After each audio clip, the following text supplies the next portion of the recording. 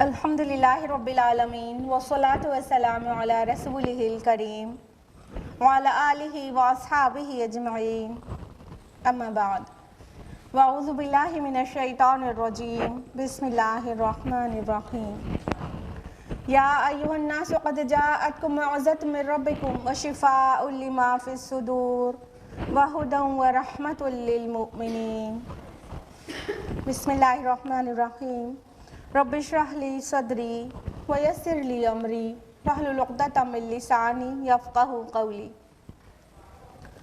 मेरे अज़ीज़ सामियात, आप सभी का दर्से कुरान मजीद में तहे दिल से खैर मक़दम है। अस्सलामु अलैकुम व रहमतुल्लाहि व बरकातुहू। कैसे हैं आप सभी लोग? अल्हम्दुलिल्लाह। अच्छे हैं? बहुत अच्छे हैं? हाँ, आप लोग बहुत अच्छे हैं माशाअल्लाह। अल्लाह ताला आपको मज़ीद अच्छा रखे, आपकी सेहत की हिफाजत करे, आपके ईमान की हिफाजत करे। अल्लाह ताला आपको कोविड-19 के साथ साथ आप उसके नए स्ट्रेन से भी बचाएं और हर तरह की मुहलिक अमराज से आपकी और आपकी फ़ैमिली की हिफाजत करें। अल्लाह ताला आपको सिराते मुस्तकीम पर चलाए और अल्टीमेटली जन्नत तक पहुँचा दे। आमीन आमीन, जज़ाकिल्लाहु खैरा। तो अब हम लोग आते हैं उस तरफ जिस लिए इकट्ठा हुए हैं। किस लिए इकट्ठा हुए हैं? दर्से कुरान सुनने के लिए। दर्से कुरान में कौन सी सूरा चल रही है? सूरा अल-अंबिया, सूरा नंबर 21। हाँ, किस आयत तक हम लोग ने लास्ट वीक किया था? बिल्कुल सही, आयत नंबर 15 तक। तो इससे पहले कि आयत नंबर 16 ऑनवर्ड्स जाने, हम लोग लास्ट वीक का रिविजन लेंगे। लास्ट वीक आयत नंबर 6 to 15 हम लोगों ने किया था, तो उसका क्विक रिवीजन है। औज़ु बिल्लाहि मिनश शैतानिर रजीम बिस्मिल्लाहिर रहमानिर रहीम। कॉन्टेक्स्ट ये था कि मुशरिकीन मक्का कह रहे थे कि आप अगर सच्चे नबी हैं तो मौजज़ा क्यों नहीं दिखाते, निशानी क्यों नहीं दिखाते। तो अल्लाह ताला ने आयत नंबर 6 में फरमाया कि नहीं मान लाई कोई बस्ती उनसे पहले जिसको हमने हलाक किया, तो क्या ये लोग ईमान ले आएंगे? यानी मौजज़ा दिखाने के बाद ये लोग ईमान ले आएंगे? इससे पहले के लोग भी हमेशा निशानियों की, मौजज़ात की डिमांड करते रहे हैं, उसके बाद उसको दिखा दिया जाता तो ईमान तब भी नहीं लाते। तो ये उनकी साइकोलॉजी कुछ बदल गई है क्या? ये ईमान ले आएंगे क्या? और आयत नंबर 7 में फरमाया कि और ए नबी, हमने नहीं भेजा आपसे पहले मगर मर्दों को ही उनकी तरफ अल्लाह ताला वही करते थे, और तुम अहले ज़िक्र से पूछ लो अगर नहीं जानते। यानी इंसान का रसूल होना जो उनके लिए माने था ईमान लाना कि ये तो हमारे जैसा बशर है। तो अल्लाह ताला ने फरमाया कि पीछे भी सभी रसूल, जितने नबी और रसूल आए थे, उनको बशर ही थे वो सभी, और मैन थे, रजुल थे। और अगर आपको नहीं पता तो अहले ज़िक्र से पूछ लीजिए। आयत नंबर 8 में है कि और हमने उनको ऐसा जिस्म नहीं दिया था कि वो खाना ना खाते हो और ना ही वो हमेशा ज़िंदा रहने वाले थे। यानी जो बशरी तकाज़े होते हैं वो सब रसूलों के अंदर भी थे, यानी उनको खाने की ज़रूरत थी और वो भी फौत हुए हैं। ना कि कोई भी रसूल ऐसा हुआ है जिसको खाने की भी ज़रूरत ना हो, बिना खाए ज़िंदा रह सकता हो, या तो उसको मौत ना आई हो और वो आबे हयात पी कर आया हो। और आयत नंबर 9 में है कि फिर हमने उनके साथ किया गया वादा सच कर दिखाया, फिर उन्हें और उनके साथ जिसको चाहा नजात दी, और हद से बढ़ने वालों को हमने हलाक कर दिया। यानी ये कश्मकश जब भी पास्ट में भी हुई है तो क्या हुआ कि अल्लाह ताला ने जो नहीं मानने वाले हैं उनको हलाक कर दिया, और जो ईमान लाने वाले हैं रसूल के ऊपर, रसूल के साथ उनको महफूज जगह पर पहुंचा दिया। आयत नंबर 10 में है कि ए लोगो, अब हमने तुम्हारी तरफ ये किताब नाजिल कर दी है, इसमें तुम्हारा ही जिक्र है, तो क्या तुम अक्ल से काम नहीं लेते? इसको हमने बहुत तफसील से लास्ट वीक बताया था ना कि तुम्हारा ही जिक्र है, इसका क्या मतलब होता है, सारे एंगल से बताया था। तो अल्लाह ताला फरमाते हैं कि मतलब इस किताब पर गौर फिक्र करो, तुम्हारे सारे मसाइल का हल इधर ही मिल जाएगा। तुम्हारे नफ्सियात, तुम्हारी साइकोलॉजी, तुम्हारे सारे मतलब सोशल प्रॉब्लम्स, तुम्हारे फैमिली प्रॉब्लम्स, तुम्हारे अंदर और बाहर की जो कश्मकश है उसका सोल्यूशन सब कुछ तुमको यहाँ पर मिल जाएगा, तो क्या तुम अक्ल से काम नहीं लेते? आय नंबर 11 में है कि और कितनी बस्तियों को हमने पीस डाला जो जालिम थी, और फिर उनके बाद हमने उठा खड़ा किया दूसरी कौमों को। यानी जब भी किसी ने नाफरमानी की रविश इख्तियार की है तो अल्लाह ने उनसे मिटा दिया है, उन्हें नसिया मनसिया करके भूला बिसरा कर दिया और उसकी जगह दूसरी कौमों को उठा दिया और उनको आबाद कर दिया, वो फलने फूलने लगी। फिर आय नंबर 12 में है, फिर जब उन्हें महसूस हुआ हमारा अजाब तो भागने लगे, तो उनसे कहा गया भागो मत, वापस जाओ अपने सामान्य आयश और महलात की तरफ, शायद कि वहाँ तुम्हें पूछा जाए। मतलब हर कौम के साथ ही यही हुआ है कि जब फाइनली अल्लाह का अजाब बिल्कुल नज़दीक आता वो देख लिया, तब कहने लगे हाय हमारी शामत, हमसे गलती हो गई, हमने अपने ऊपर जुल्म कर डाला और इधर भाग रहे उधर भाग रहे हैं। तो अल्लाह ताला ने कहा कि नहीं भागो मत, अब कहाँ भागते हो, जाओ उस अपने सामान्य ऐश की तरफ जिन में हालात में तुम रहते थे और सोचते थे कि तुम्हें प्रोटेक्ट करेगा या यहाँ पर से तुम्हारी हुकूमतें चलती थी। अब जाओ जाओ, देखो कोई सर्वेंट तुम्हें मिलता है क्या तुम्हारे मतलब हाल हवाल पूछने और पानी और चाय पूछने के लिए। नंबर 14-15 में है कि उन्होंने कहा हाय हमारी शामत, हम खुद ही जालिम थे। फिर वो बार बार यही कहते रहे यहाँ तक कि हमने उन्हें कर दिया कटी हुई खेती और बुझी हुई राख की तरह। अल्लाह ताला ने फरमाया कि फिर वो आखिरी टाइम पे सभी हलचल मचाते हैं और अपनी गलती भी मान लेते हैं, ईमान का भी इजहार करते हैं, लेकिन उससे उनको कुछ भी फ़ायदा नहीं पहुंचता। यहाँ तक कि अल्लाह ताला उन्हें ऐसे कचरे के ढेर की तरह बना देता है, काट कर खेती जैसे काट दी जाती है तो बिल्कुल कैसा मंजर होता है। तो वो कटी हुई खेती और जो खेती का जो कचरा बच जाता है उसको किनारे लगा के आग लगा दी जाती है, तो वो जो राख बचती है वो कैसी होती है। तो अल्लाह ताला ने मिसाल दी है कि हमने इनको इस तरह से मिटा दिया। ये तो लास्ट वीक का रिवीजन जो कि क्विक नहीं था actually, it has taken 8 minutes. अब हम लोग आय नंबर 16 ऑनवर्ड्स तफसील से जानते हैं। तैयार? औज़ु बिल्लाहि मिनश शैतानिर रजीम, बिस्मिल्लाहिर रहमानिर रहीम। वमा खलक़नस समाअ वल अर्द वमा बैनहुमा लाइबीन। अल्लाह ताला ने फरमाया और हमने आसमान और ज़मीन को और जो कुछ उन दोनों के माबैन है खेल के लिए नहीं बनाया। यानी जो मुशरिकीन और आजकल के तो सो कॉल्ड मुस्लिम्स भी जो आखिरत को झुटलाने पे अड़े हुए हैं, यानी आखिरत को भूले बैठे हैं, क़यामत का वक़ू पे यकीन नहीं करते, तो वो क्या समझते हैं अगर आखिरत को सीन से पूरा निकालो तो ये जो दुनिया चल रही है ना, ये महज एक खेल और तमाशा बन के रह जाती है। यानी यहाँ पर जो लोग गुनाह कर रहे हैं वो फल फूल रहे हैं, ऐसा भी देखा जाता है और बहुत ज़्यादा देखा जाता है।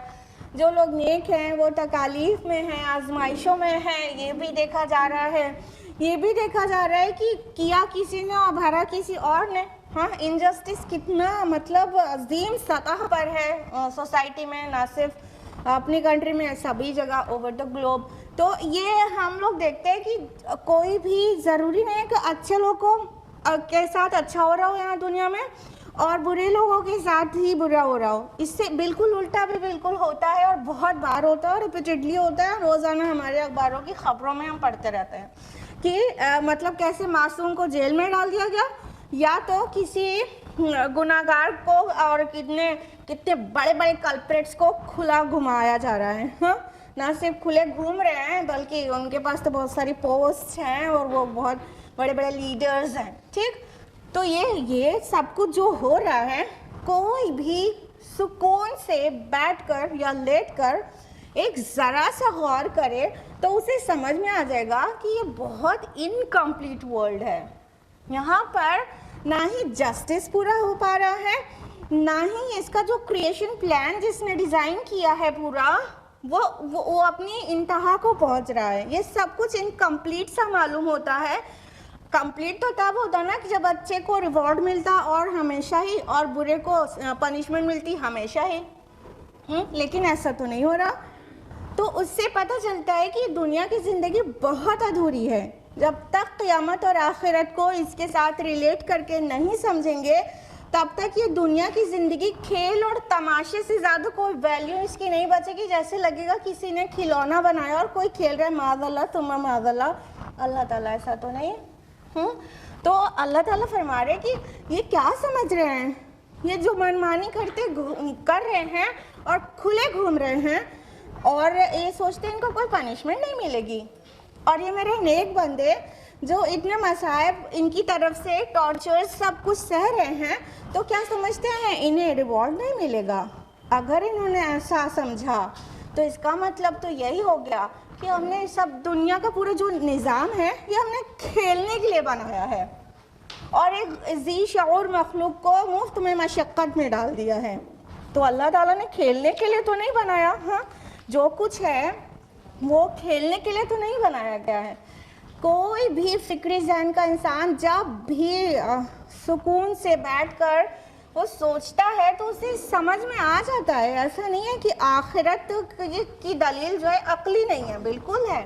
آخرت کے عقلی دلائل قرآن نے بھی پیش کیے ہیں اور کوئی بھی غور و فکر کر کے بھی پا سکتا ہے. تو یہ جو دنیا کی زندگی ہے اور یہاں جس طرح سے چیزیں چل رہی ہیں, یعنی لوگوں کی لائف جس طرح کنڈکٹ ہو رہی ہے اور جس طرح قوموں کو عروج اور زوال نصیب ہو رہا ہے, تو یہ سب ایک بامقصد ویل پلانڈ اٹل قوانین پر بیسڈ ہے, اور جو کچھ ہو رہا ہے کچھ بھی علل تک نہیں ہو رہا ہے. تو اللہ تعالیٰ فرما رہے ہم نے اس جو دنیا کا ہے اور تمہاری زندگیاں ہیں یہ ہم نے بامقصد طریقے سے بنایا, کھیلنے کے لیے نہیں بنایا. یعنی جیسے بچے لوگ کھیلنے کے لیے گھرونڈا بناتے ہیں ریت کا اور اس کے ساتھ تھوڑی دیر کھیلتے ہیں, پھر اس کو لات مار کے توڑ کے نکل جاتے ہیں, مطلب ان کا کھیل ختم ہو گیا تو سب کچھ پیرشڈ. اللہ تعالیٰ نے ایک ذی شعور مخلوق کو پیدا کر کے اپنا کوئی معاذ اللہ کوئی گیم تو تھا نہیں کہ مطلب یہاں پہ کھیلنے کے لیے بنایا اور اس کا کوئی مقصد نہیں ہے. نہیں, اللہ تعالیٰ باطل کچھ بھی نہیں کرتا, عبث کچھ بھی نہیں کرتا. ہر ایک چیز اللہ تعالیٰ کی بامقصد ہوتی ہے. یعنی اگر ہم یہاں پہ کھڑے ہو کر بول رہے ہیں نا تو اس کے پیچھے پورا کریشن پلان کے اندر سیٹ ہے کہ یہ ہونا تھا اور یہ اس کا ایک مقصد ہے. آپ کو یہاں بیٹھ کر سننے کی توفیق ہو رہی ہے نا, یہ بھی بامقصد ہے, یہ بے مقصد ہو ہی نہیں سکتا. ہماری لائف میں جو کچھ بھی ہوتا ہے, چھوٹی چیز ہو چاہے بڑی چیز ہو, خوشی کی چیز ہو چاہے غم کی, وہ سب کچھ بامقصد طریقے سے ہوتا ہے.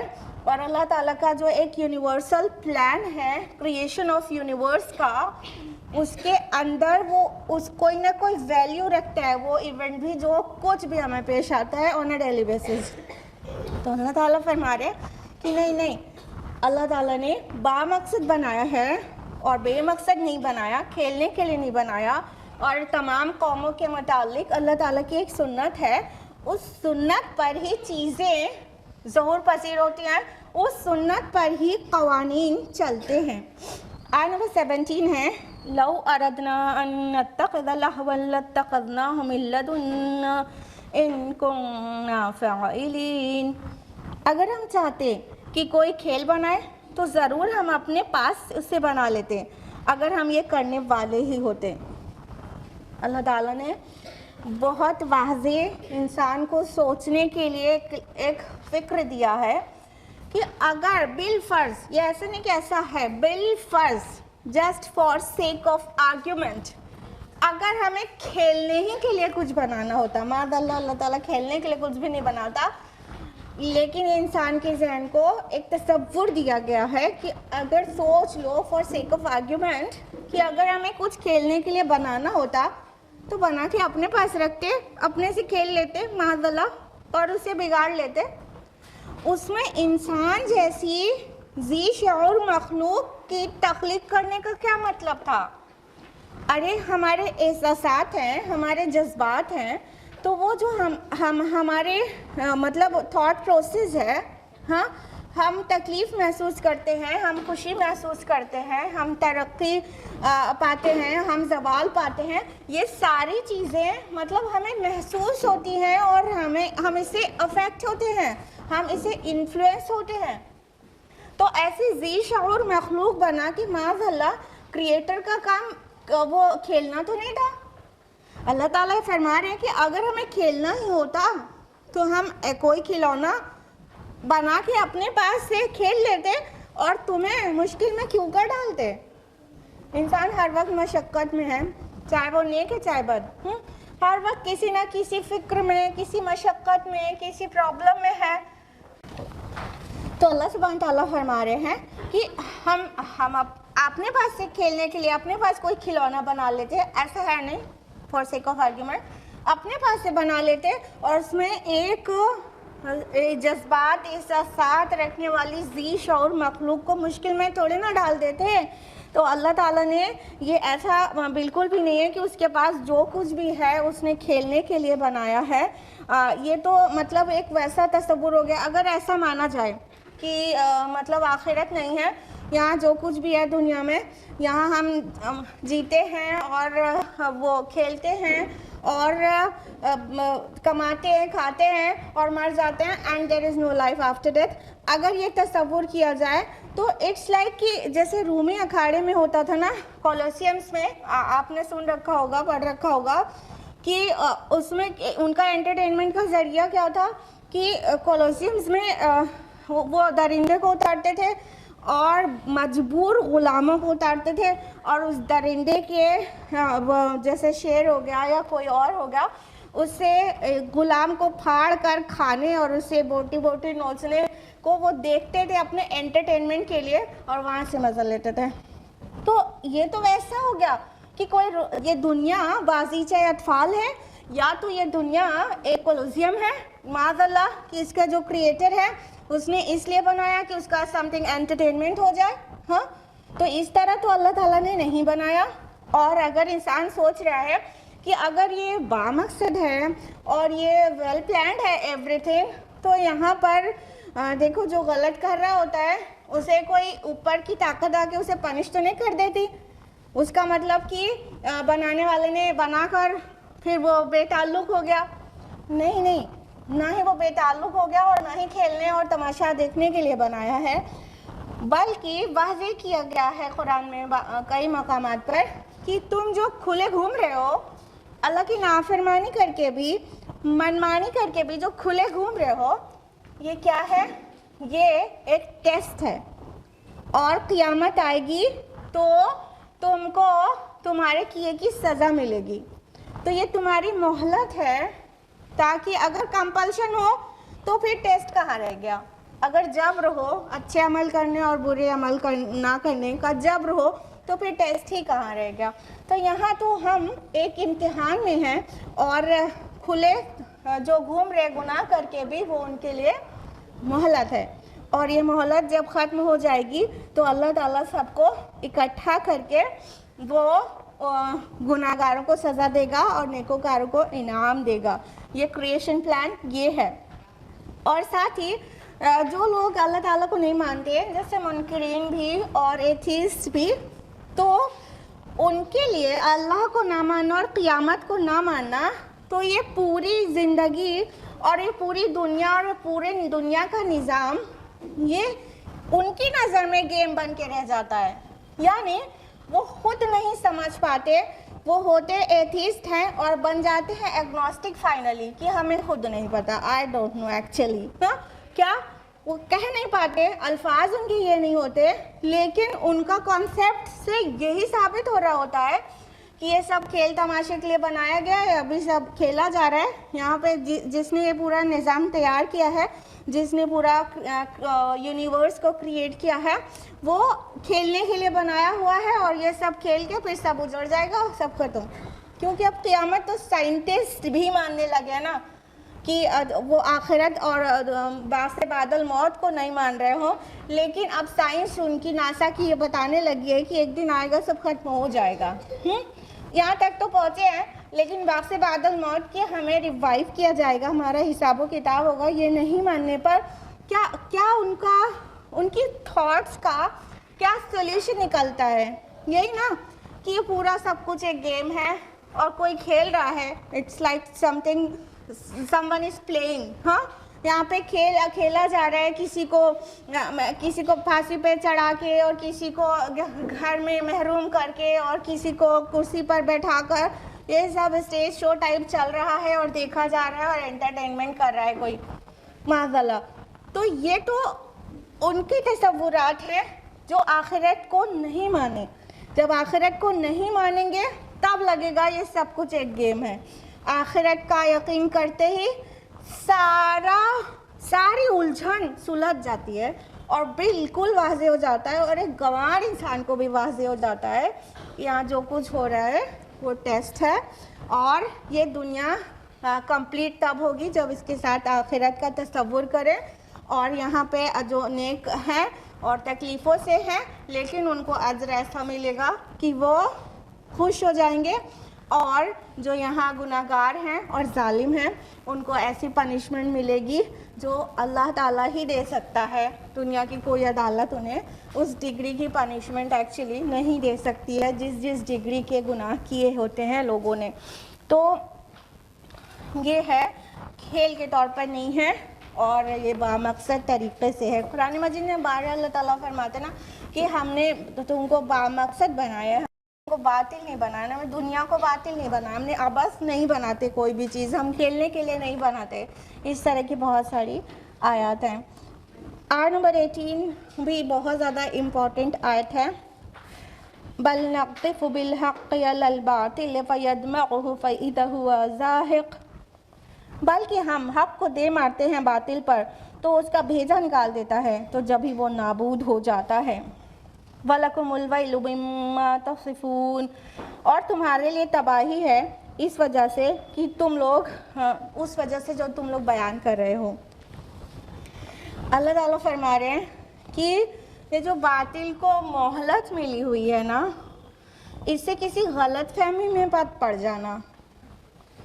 ये इम्तिहान की वजह से मोहलत मिली हुई है, वरना जब अल्लाह ताला चाहता है बातिल को थोड़ी मोहलत ज़रूर मिल जाती है, लेकिन बातिल कभी गालिब नहीं आता।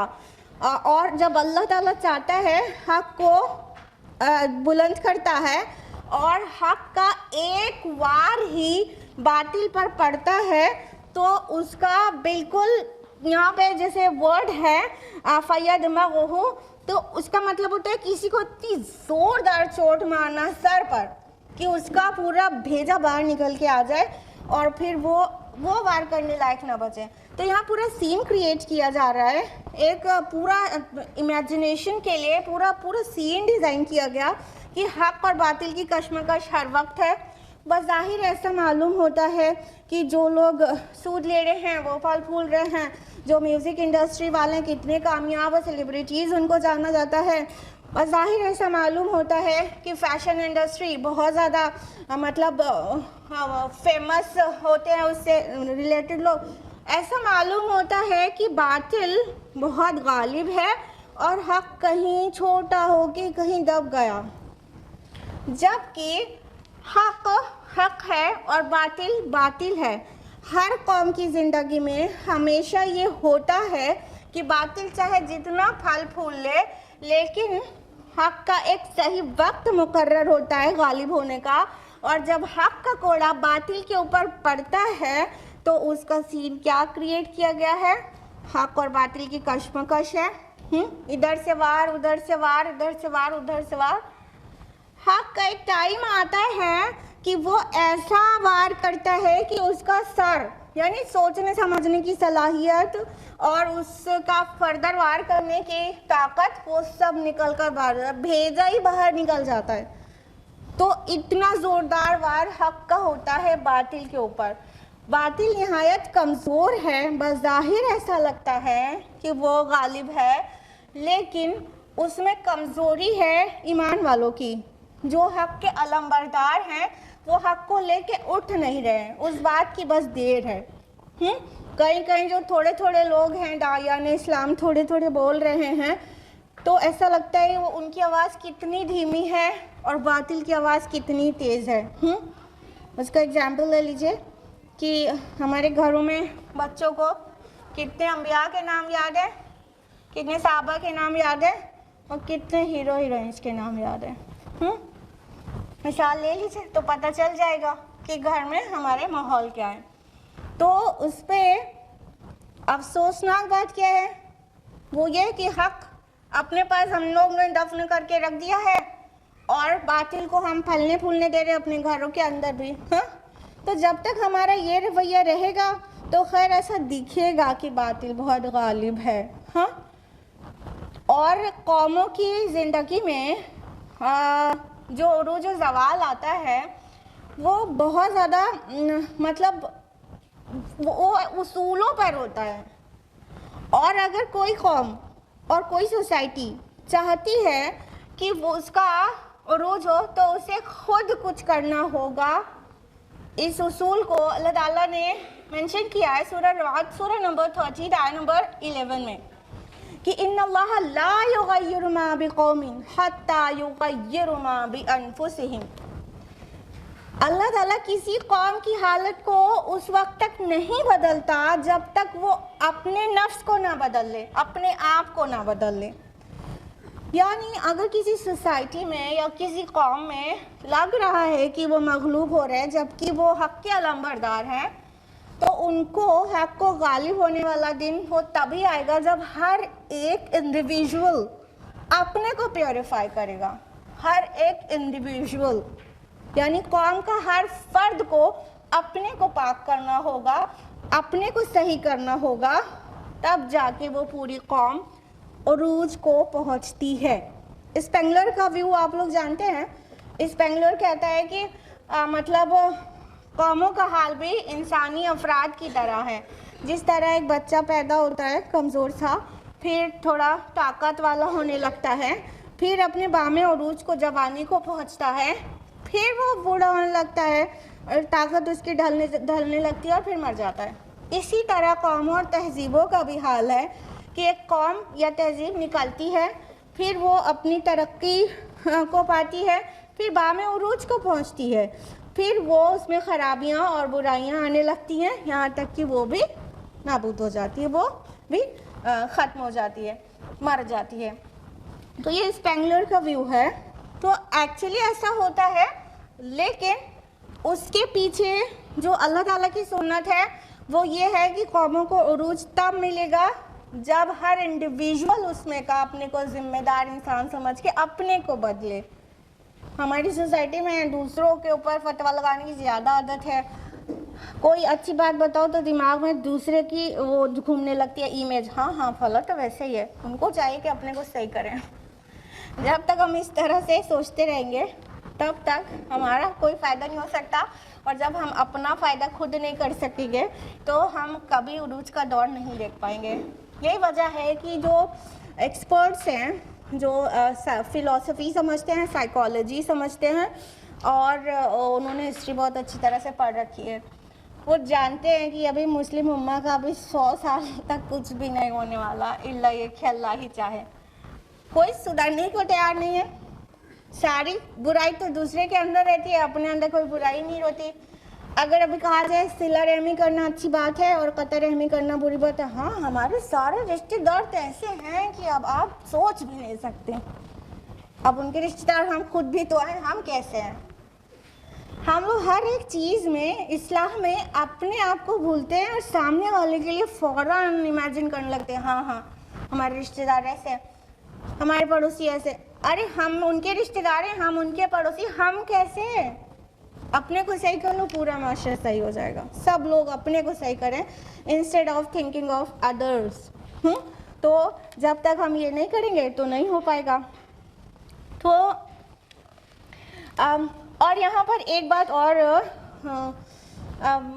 بتانا چاہیں گے, یہ جو حق اور باطل کا کشمکش ہے اس کی ایک فائنل کلائمیکس پہ پہنچے گی یہ کشمکش, جس کو کہ احادیث میں اس جنگ کو الملحمۃ العظمیٰ کہا گیا ہے, اور بائبل میں وہ آرمیگیڈون نام سے مینشنڈ ہے کہ ایک آخر میں بہت بڑی جنگ ہوگی, بہت بڑی, اور بہت زیادہ خون خرابہ ہوگا.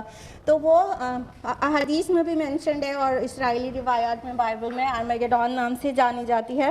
علامہ اقبال نے اس جنگ, اس کشمکش, اس حق اور باطل کی کشمکش کا نقشہ کھینچائے اپنے اشعار میں اتار کر.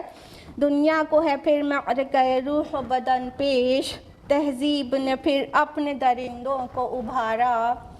اللہ کو پامر دیے مومن پہ بھروسہ، ابلیس کو یورپ کی مشینوں کا سہارا. تو ابلیس کی طرف یعنی جو جنگ کے میں باطل ہوگا وہ تو صرف سائنس اور ٹیکنالوجی کی ترقی سے وہ سوچ رہا ہے کہ اس جنگ کو جیت جائے گا، لیکن اللہ تعالیٰ نے جو مومنوں کو ایمان دیا ہے اور جو ان کو بہادری دی ہے، ایکچولی جنگیں اس بہادری اور کانفیڈنس سے جیتی جاتی ہیں، نہ کہ مشینوں کے سے اور ویپنز سے. صرف ویپنز آر امپورٹنٹ لیکن وہ صرف نہیں ہیں، اس سے زیادہ جو انفلوئنشل چیز ہے وہ کیا ہے؟ ایمان، استقامت اور اللہ تعالیٰ پہ بھروسہ. تو وہ آئے گی ایک نہ ایک دن، وہ دن آئے گا جو بہت زیادہ بڑی والی جنگ ہوگی حق اور باطل کے بیچ، سب سے بڑی والی. اور اللہ تعالیٰ آگے فرما رہے اور تمہارے لیے تباہی ہے اس کی وجہ سے جو تم بیان کر رہے ہو. یعنی جو لوگ یہ سمجھتے ہیں کہ آخرت اور قیامت کیا ہونے والی چیز ہے اور نہیں ہوگی، تو ان کے لیے تباہی ہے، ان کے لیے ویل ہے، ان کے لیے ہلاکت ہے. ویل جہنم کی ایک گھاٹی کو بھی کہتے ہیں جسے وہ خود پناہ مانگتی ہے، اتنی خوفناک ہے وہ. اور ویل تباہی اور بربادی اور ڈسٹریکشن کو بھی کہتے ہیں. آیت نمبر 19 ہے وَلَهُ مَن فِي السَّمَاوَاتِ وَالْأَرْضِ، اور اسی کا ہے جو کچھ آسمانوں اور زمین میں ہے. وَمَنْ عِنْدَهُ لَا يَسْتَكْبِرُونَ عَنْ عِبَادَتِهِ وَلَا يَسْتَحْسِرُونَ، اور جو اس کے پاس ہیں وہ اس کی عبادت سے تکبر نہیں کرتے اور نہ ہی وہ سستی کرتے ہیں. آیت نمبر 20 بھی ساتھ میں لیں گے. يُسَبِّحُونَ اللَّيْلَ وَالنَّهَارَ وَلَا يَفْتُرُونَ، اور وہ رات دن اس طرح اس کی تسبیح میں لگے ہوئے ہیں کہ تھکتے ہی نہیں. اب دیکھیے یہاں پر اس سے پہلے تک تو جو حق اور باطل کی کشمکش تھی اس کے عقلی دلائل دیے جا رہے تھے. اب یہاں سے توحید کا اثبات اور شرک کا ابطال شروع ہو رہا ہے کہ ایکچولی کیا ہے اور اس کو تم کیسے پہچان سکتے ہو. ٹھیک ہے، اللہ تعالیٰ نے فرمایا کہ اللہ ہی کا ہے جو کچھ آسمانوں اور زمین میں ہے. یعنی تم نے معبودان باطل تراش لیے ہیں، اور اہل عرب کا جو تصور تھا ان کو وہ اللہ تعالیٰ کے ساتھ شرک کرتے تھے، تو وہ ان کا تصور یہ تھا کہ یہ جو ان کے اسمال گاڈس اینڈ گاڈسز ہوتے تھے وہ کیا ہے؟ وہ فرشتے اللہ کی بیٹیاں ہیں، اور ہم ان کو پلیز کریں گے تو اللہ تعالیٰ کے یہ ہمارے سفارشی بنیں گے اور الٹیمیٹلی ہماری نجات ہو جائے گی. تو اللہ تعالیٰ نے واضح کر دیا کہ نہیں، جو کچھ بھی ہے زمین و آسمان میں وہ سب اللہ ہی کا ہے. یعنی اللہ تعالیٰ نے کسی کو بیٹی نہیں بنایا، اللہ تعالیٰ نے اپنے کام میں کسی کو شیئر نہیں کرایا ہے، بلکہ آسمان و زمین کی تو ہر چیز اللہ سے ہی بیلونگ کرتی ہے. یعنی وہ اسی کا ہے، اس کی کریشن ہے. اور جو ملائکہ مقربین جن کو تم اسمال گاڈز اینڈ گاڈسز سمجھ رہے ہو، یعنی فرشتوں کو اللہ کی بیٹیاں سمجھ رہے ہو کہ ان کے ہماری سفارش کریں گے، نہیں، ان کے اختیار میں کچھ بھی نہیں ہے، بلکہ وہ تو خود اللہ تعالیٰ کی عبادت اور سجدے میں پڑے رہتے ہیں اور اتنی اللہ کی فرما برداری کرتے ہیں کہ ذرا بھی نہیں اکتاتے، ذرا بھی نہیں تھکتے. ٹھیک ہے، وَلَا يَسْتَحْسِرُونَ آیا ہے. حسر کا معنی ہوتا ہے کسی ایسے کام سے تھکاوٹ محسوس کرنا جو اسپیشلی مطلب مرضی کا بھی نہ ہو. کوئی ایسا کام کرنا پڑ جائے جس کو کرنے میں خود خوشی نہیں ہو رہی ہے لیکن کرنا پڑ رہا ہے، تو اس سے بہت جلدی اکتا بھی جاتا ہے نا انسان. تو اس تھکان اور اکتاہٹ کو کہا گیا ہے کہ وہ کبھی تھکتے نہیں ہیں، کبھی اکتاتے نہیں ہیں اور اللہ کی عبادت سے تکبر نہیں کرتے ہیں. کہنے کا مطلب ان کا کوئی شیئر نہیں ہے اللہ تعالیٰ کے پاس، بلکہ وہ بندے ہیں اللہ کے.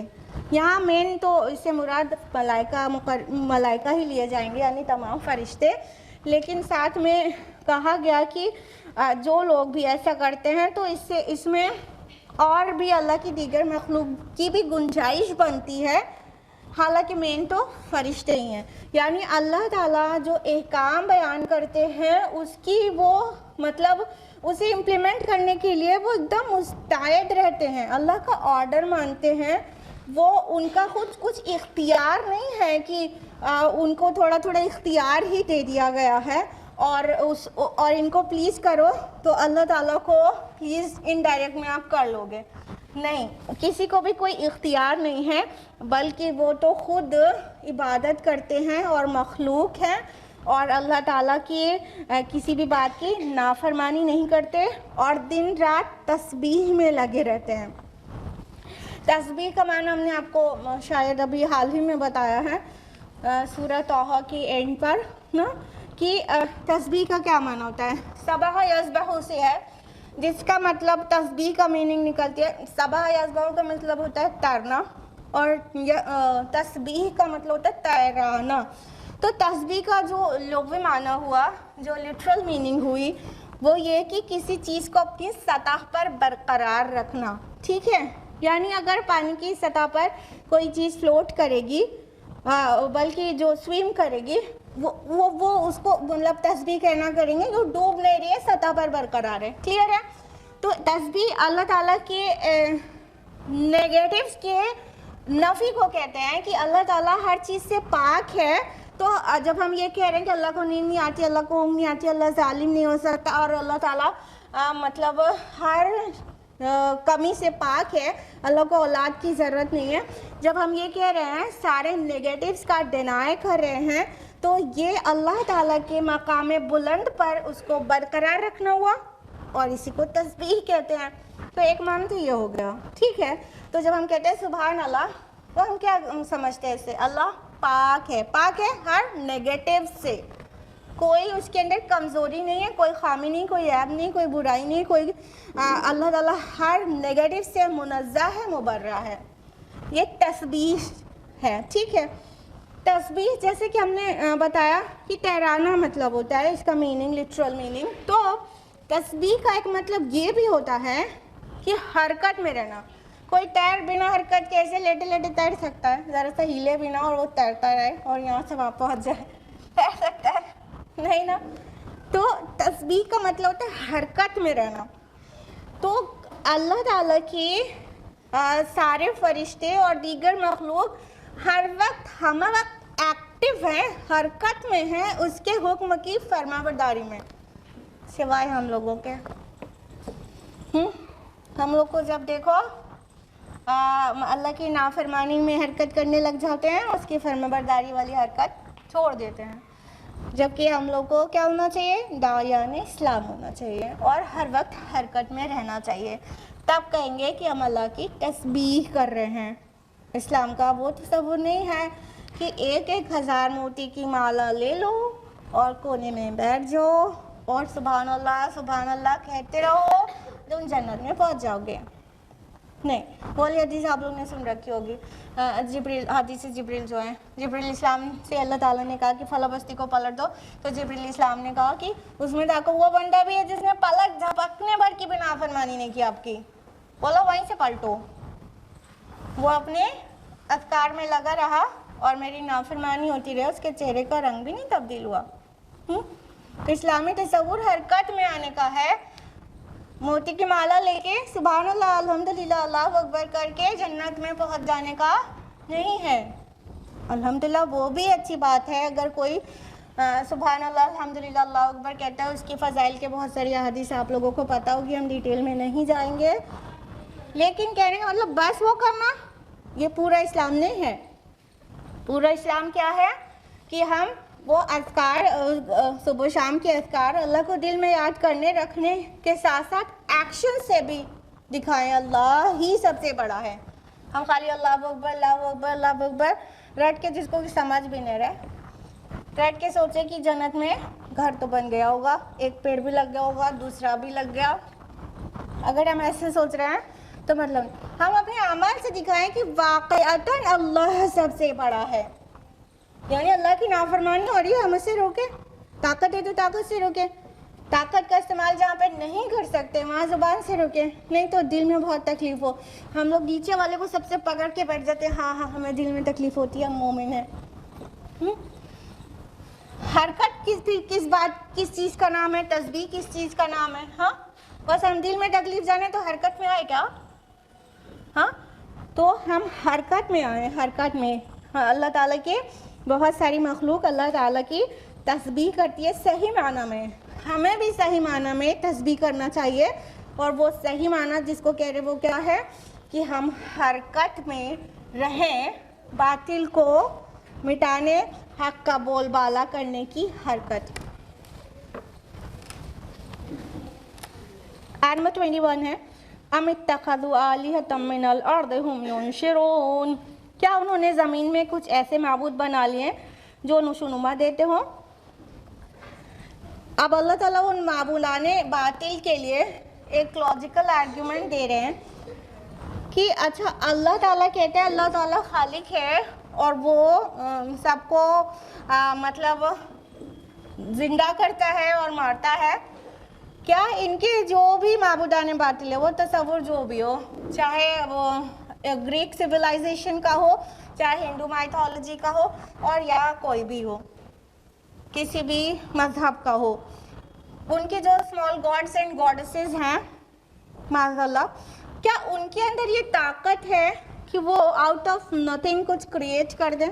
دیکھیں یہاں پہ جو ورڈ آیا ینشرون، تو مطلب انشرا ورڈ نشرا جو آیا یہ اس کا معنی ہوتا ہے کہ زیادہ تر قرآن حکیم میں آیا ہے ریوائول کے لیے، کہ اللہ تعالیٰ مردہ زمین کو پھر سے انشرا دے دیتا ہے، پھر سے زندہ کر دیتا ہے. تو یہاں مطلب مردہ کو یا نان لیونگ سے لیونگ کو نکالنا مفہوم پایا جا رہا ہے. تو دونوں ہی معنی کو اس سے سمجھیں گے. کیا ہے ان کے پاس کوئی ایسا معبود جو مردہ کو زندہ کر دے؟ یا تو اس طرح سمجھیں گے کہ کیا ان کے جو معبودان باطل ہیں کیا ان کے اندر یہ طاقت ہے کہ وہ آؤٹ آف نتھنگ کوئی چیز کریٹ کر دیں یا نان لیونگ سے لیونگ بنا دے؟ لیکن اللہ تعالیٰ کے پاس تو یہ طاقت ہے. اللہ تعالیٰ نان لیونگ سے لیونگ کریٹ کر دیتا ہے اور لیونگ سے نان لیونگ نکال دیتا ہے. اٹس سو ایزی فار اللہ سبحانہ و تعالیٰ. تو اللہ تعالیٰ سوال کر رہے ہیں کہ یہ جو ایسوسیٹ کیے ہوئے ہیں پارٹنرز ہمارے ساتھ، انہوں نے ایسے ایسے الہ بنا لیے، آلہہ بنا لیے. الہ کا پلیورل ہے آلہہ، ٹھیک ہے. یہ جو معبودان بنا لیے انہوں نے، کیا ان کے پاس یہ طاقت ہے؟ یہ سوچتے کیوں نہیں؟ یہ سوچتے کیوں نہیں؟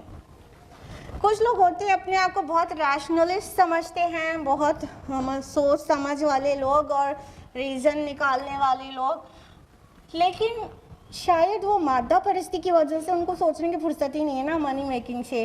نا منی میکنگ کرنے میں اتنا ٹائم لگ جاتا ہے کہ انہیں سوچنے کی فرصت ہی نہیں ہے کہ وہ جو ان کا عقیدہ ہے، جو ڈوگماز ہیں، جو ریچولز ہیں، ان کی حقیقت کیا ہے اور جو ان کا بیلیف ہے اس کی حقیقت کیا ہے.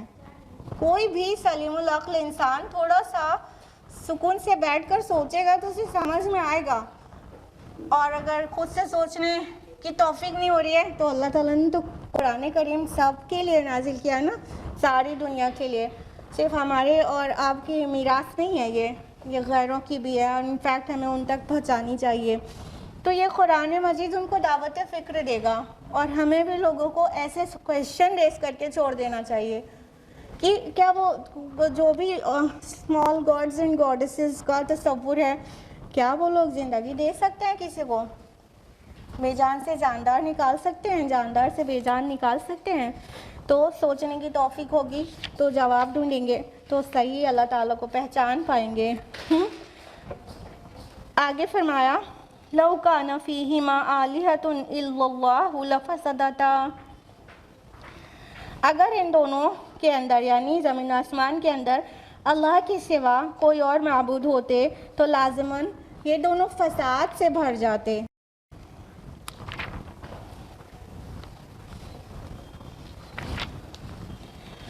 فسبحان اللہ رب العرش عما یصفون. تو اللہ جو عرش کا مالک ہے وہ ان باتوں سے پاک ہے جو یہ لوگ بناتے ہیں۔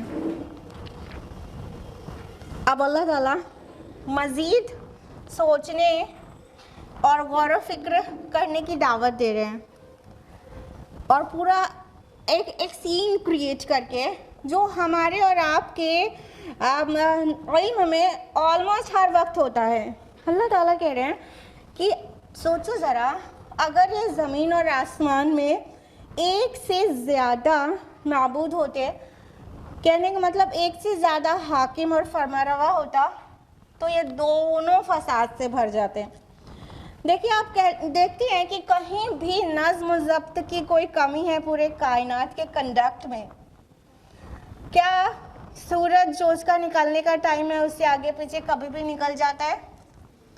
کیا زمین کا اپنا جو مدار ہے اس پہ گھومنے کے بجائے کبھی جا کے سورج سے ٹکرا جاتی ہے؟ ہاں، یا کسی پلینٹ سے آگے یا پیچھے ہو جاتی ہے اپنے مدار کے علاوہ، اپنے آربٹ پہ گھومنے کے علاوہ؟ کیا چاند کو جو نکلنے کے لیے اللہ تعالیٰ نے آرڈر دے دیا ہے اس کے خلاف وہ نکلتا ہے؟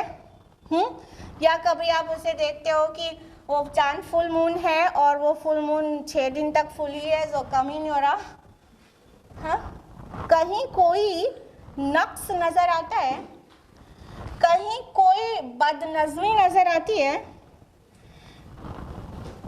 ایک فیملی کا جو چھوٹا سا ادارہ ہوتا ہے اس میں بھی ہم وٹنس کرتے رہتے ہیں کہ اگر فیملی کا ہیڈ ایک ہونے کے بجائے 2 ہو جائے تو پورے گھر کا نظام درہم برہم ہو جاتا ہے، چاہے 5-6 لوگ کی صرف فیملی ہو بس۔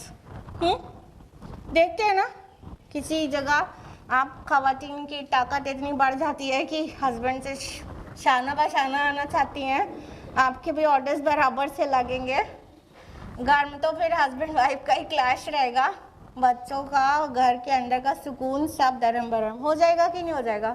اور ہو جاتا ہے کہ نہیں ہو جاتا ہے؟ اسی طرح کسی انسٹیٹیوشن کا ایک سے زیادہ ہیڈ ہو، ٹھیک ہے، جیسے مینیجنگ ڈائریکٹر ایک ہوتا ہے، چاہے ڈائریکٹر 100 ہو نا، مینیجنگ ڈائریکٹر تو ایک ہوتا ہے، مینیجنگ ڈائریکٹر ایک سے زیادہ ہو تو اس انسٹیٹیوشن، اس ادارے، اس آرگنائزیشن کا کیا حشر ہونے والا ہے پتہ ہے نا؟ صرف ڈسپیوٹ، لڑائی جھگڑا، آپس میں کوآرڈینیٹ نہ کر پانا، الٹیمیٹلی نقصان اور نقصان اور فساد اور فساد۔ کلیئر ہے؟ یہ بہت لاجیکل بات ہے۔ تو تم نے کیسے سوچ لیا کہ یہ زمین سے لے کے آسمان تک، اور یہ زمین آسمان جو اصطلاح قرآن میں آتی ہے نا، وہ یونیورس کے لیے آتی ہے، یہ کائنات جیسا دقیق لفظ نہیں ہے قرآن میں۔ اللہ تعالیٰ قرآن مجید میں چیزوں کو ایک انٹلیکچوئل کے لیے بھی نازل کر رہے ہیں، لیکن ایک لے مین کے لیے بھی، ہاں، تو ایک لے مین کو بھی آسانی سے سمجھ میں آئے وہ سمپل الفاظ قرآن مجید میں آتے ہیں۔ تو والسماء والارض، یہ جو آ رہے ہیں دونوں ایک ساتھ آ رہے ہیں، زمین اور آسمان، تو that means universe, entire universe. مطلب یہ نہیں ہے کہ یہ زمین جس کو ارتھ کہتے ہیں اور آسمان یہ ارتھ کے ٹھیک اوپر والا آسمان، باقی خلا چھوڑ کے، نہیں، انٹائر یونیورس مراد ہوتی ہے اس سے۔ یونیورس جیسی چیز اتنی بڑی، آپ کو ہم ٹائم ٹو ٹائم تصور دلاتے رہتے کہ اتنی بڑی، کتنا ایکسپینڈڈ ہے، اس میں کوئی بد نظمی نہیں ہے، تو کیسے سوچ سکتے ہو کہ ایک سے زیادہ فرما رواؤں کی فرما روائی ہے یہاں؟ کیسے ہو سکتا ہے؟ It's logical, it's impossible. کیسے؟ دیکھیے، کہتے جیسے زمین کا دیوتا کوئی اور ہو، اور بادلوں کی دیوی کوئی اور ہو۔ اب بادلوں کی دیوی کی مرضی نہیں ہے کہ پانی برسے، ہاں، اور زمین پہ پانی کی ضرورت ہے، اور دونوں میں آپس میں کوآرڈینیشن نہیں ہو پا رہا، ان کی مرضی نہیں ہے، اور یہاں پانی کی ضرورت ہے، یہاں پانی چاہیے۔ تو جب دونوں کا کوآرڈینیشن نہیں ہو پائے گا تو کیسے بارش ہوگی، اور کیسے زمین کو تری ملے گی، اور وہ کیسے سبزہ اگائے گی؟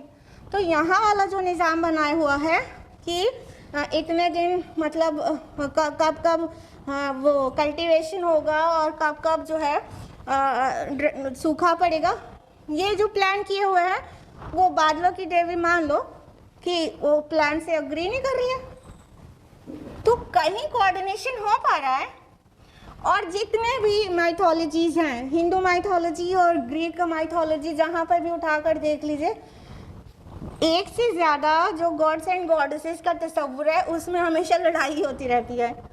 دیکھا ہے کہ نہیں؟ کچھ ٹیلی ویژن پر دکھاتے ہیں، مطلب آسمانوں میں بہت سارے دیوتا لوگ ہیں اور آپس میں لڑتے رہتے ہیں. ایک کا کام ہے دوسرے کو ڈاؤن کرنا. ایک اچھا پاور ہے دونوں کے پاس، لیکن اس پاور کا استعمال ایک دوسرے کی کھینچتان میں لگا رہے ہوتے ہیں.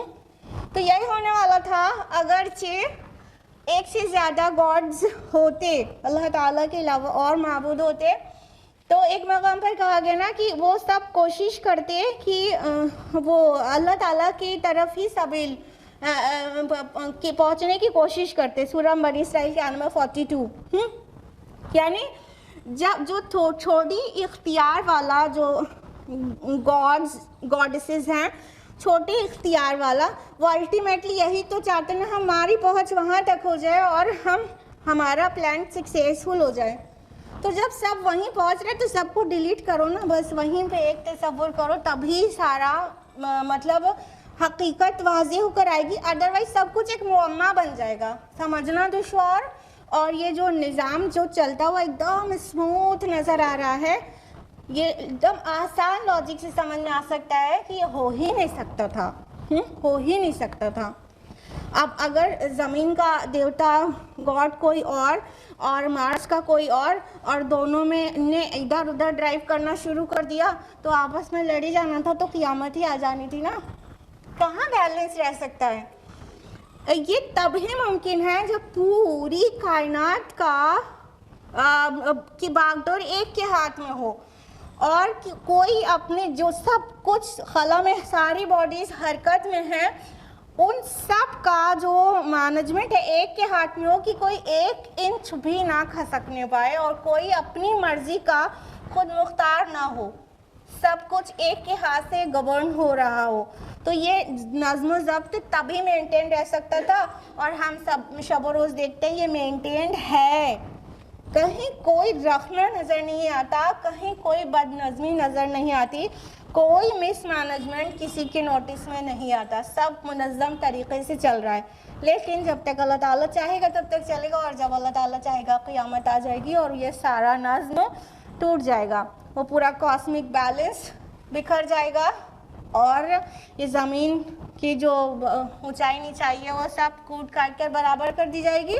لیکن جب اللہ چاہے گا، ابھی تو سب چل رہا ہے نا، اس کا مطلب کوئی تو ہے ایسا پاور جس کے ہاتھ میں سب کچھ ہے اور کسی اور کے ہاتھ میں اختیار نہیں ہے. ہاں اس کی خدمت میں لگے ہوئے ہیں فرشتے ہیں. تو اگر بارش برسانے کا کام اور روح نکالنے کا کام الگ الگ فرشتوں کو دیا گیا ہے تو اس کا آرڈر مان رہے ہیں، وہ اپنی مرضی نہیں چلا رہے ہیں. اپنی مرضی چلانا شروع ہوا اور یہاں بد نظمی شروع ہوئی، اور اپنی مرضی چلانے کی طاقت کسی کے اندر بھی نہیں ہے. بس 2 ہی ٹائپ کی مخلوق اللہ نے بنائی ہے، جس کو فری ول دی ہے اور لمیٹڈ فری ول دی ہے. ایسا نہیں کہ کچھ بھی کر سکتے ہیں کہ ابھی کہیں چاہیں تو سورج میں چھید کر کے چلے آئیں، بس لمیٹڈ ہے نا ان کی بھی فری ول، کتنی بہت لمیٹڈ. اپنی باڈی کے اندر ہماری پوری مرضی نہیں چلتی. ہاں ہماری کڈنی ہماری مرضی سے کام کرتی ہے کیا؟ کرتی ہے؟ کس کی کرتی ہے؟ کسی کی بھی نہیں کرتی. ہمارا لیور، ہمارا ہارٹ، کوئی اپنی مرضی سے چلتا ہے؟ یعنی ہمارے باڈی کے انٹرنل آرگنز جو ہیں اور بہت سارے آرگنز وہ ہماری مرضی سے نہیں چلتے. تھوڑی سی چیز ہماری مرضی پہ دی گئی ہے، ہم اسی پہ اکڑے رہتے ہیں اور اسی پہ اپنے رب کی نافرمانیاں کر کے دکھا دیتے ہیں کہ ہم کتنے سرکش ہیں. تو اللہ تعالیٰ کہہ رہے ہیں دیکھو، سوچو، اگر ایسا ہوتا تو فساد سے بھر جاتے زمین و آسمان. تو ایسا بالکل نہیں ہے، بلکہ فسبحان اللہ رب العرش عما یصفون، اللہ تعالیٰ جو عرش کا رب ہے وہ ان گڑھی گڑھائی باتوں سے پاک ہے، مبرہ ہے، منزہ ہے. وہ ان کے جو بنائی چیزیں ہیں اس سے بہت دور ہے. دیکھیے یہاں پہ غور کرنے کی بات یہ ہے کہ یہاں پہ اللہ تعالیٰ نے اپنے آپ کو رب العرش کہا ہے. اس سے پتہ چلتا ہے کہ اللہ تعالیٰ اپنی عظمت ریمائنڈ کرانا چاہتا ہے. رب العرش، عرش اپنے آپ میں اتنی گرانڈ چیز ہے کہ انسانی عقل میں سما نہیں سکتا اس کا تصور. جو عرش ہے، نہیں عرش، تھرون، اللہ تعالیٰ کا تھرون. تو اللہ تعالیٰ اس کا خالق ہے، اس کا رب ہے، وہ بھی اللہ کا کریٹڈ ہے. تو پھر اللہ کتنا عظیم ہوگا. عرش کے بارے میں اسکالرز کا انٹرپریٹیشن یہ ہے، یہ پوری کائنات کو تصور میں لائیے جو کہ آ نہیں سکتی ہے، بٹ یٹ کائنات پورا یونیورس اللہ کی کرسی کے سامنے ایسا ہے جیسے رنگ ان دا ڈیزرٹ. جیسے ایک چھوٹی سی فنگرنگ چھلا ہو اور وہ ایک ڈیزرٹ میں ہو، بہت بڑے صحرا میں. کتنا فرق ہوا سائز کا؟ پوری کائنات رنگ ہے، اللہ کی کرسی it is like a desert. اور اللہ کی کرسی کے سامنے اللہ کا عرش کی پوزیشن، کرسی کی پوزیشن یہ ہے جیسے رنگ ان دا ڈیزرٹ.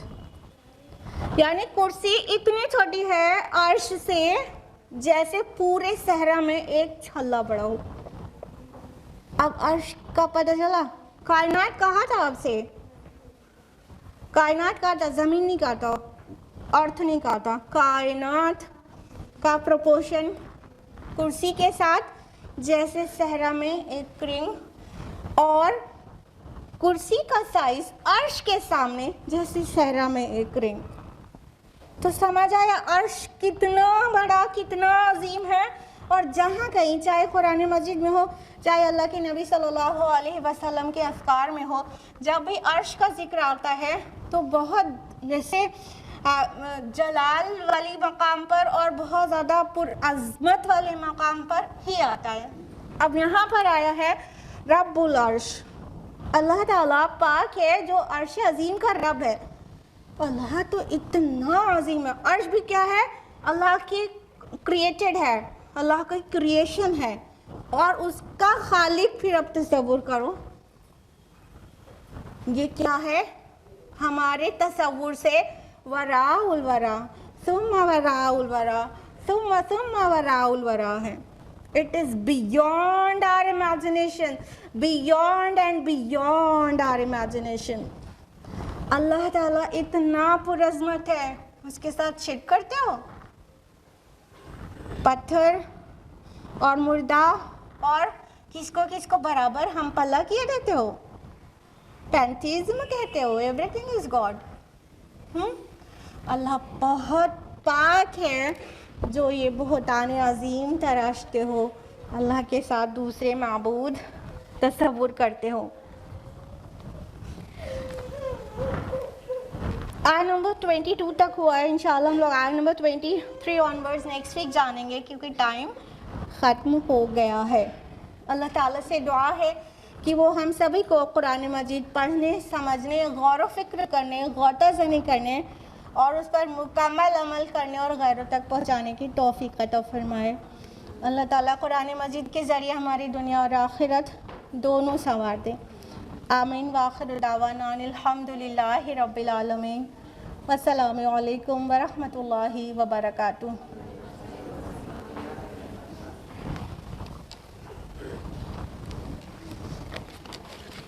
آج جو منتھ کا فرسٹ فرائیڈے ہے اور پرسوں کیا ہے؟ منتھ کا فرسٹ سنڈے ہے، دسمبر کا فرسٹ سنڈے. اور فرسٹ سنڈے کو آپ لوگوں کو پتہ ہے کہ الحمدللہ اللہ تعالیٰ کے رحم و کرم، اس کے فضل سے سیمینار ریزیوم ہو چکا ہے. تو پرسوں یعنی سنڈے کو نئے ٹائم پر، جو کہ لاسٹ منتھ آپ کو بتایا جا چکا اور آپ اٹینڈ کر چکے ہیں، نئے ٹائم پر 2:30 بجے دن میں سیمینار ہوگا. سیمینار کا ٹاپک ہے کیا ہے؟ کتنے لوگوں کو پتہ ہے؟ ہمارا سب سے بڑا دشمن. تو آئیے اور جانیے کہ آپ کا سب سے بڑا دشمن کون ہے. ہم لوگ کو پتہ ہے کہ آپ کا سب سے بڑا دشمن کون ہے. تو اگر آپ چاہتے ہیں کہ آپ کو پتہ چلے اور آپ کے پڑوسی اور آپ کے رشتہ داروں کو بھی پتہ چلے, لیڈیز کو, تو ان کو ساتھ لیتے آئیے گا اور آپ کو ڈیٹیل میں بتائیں گے. سسٹر شاذرہ مرین اور سسٹر طیبہ آپ کو بتائیں گی کہ آپ کا سب سے بڑا دشمن کون ہے. ٹھیک ہے, تو آنا مت بھولیے گا. تھوڑا شارٹ کیا ہم لوگوں نے پروگرام کو, ہاف این آور. تو 2:30 بجے اسٹارٹ ہوگا انشاءاللہ 4 بجے ختم ہو جائے گا. جس طرح درس قرآن ٹائم سے شروع ہو جاتا ہے, اگر آپ لوگ کی اٹینڈنس اس میں بھی ٹائم سے رہے تو وہ بھی انشاءاللہ ٹائم سے شروع ہوگا. ٹھیک ہے, پلیز آپ سب بھی آئیے گا. اور ہالیڈے ہے تو ورکنگ لیڈیز بھی آ سکتی ہیں اور لوگوں کو بھی انفارم کریے گا. ٹھیک ہے, جزاکم اللہ خیر.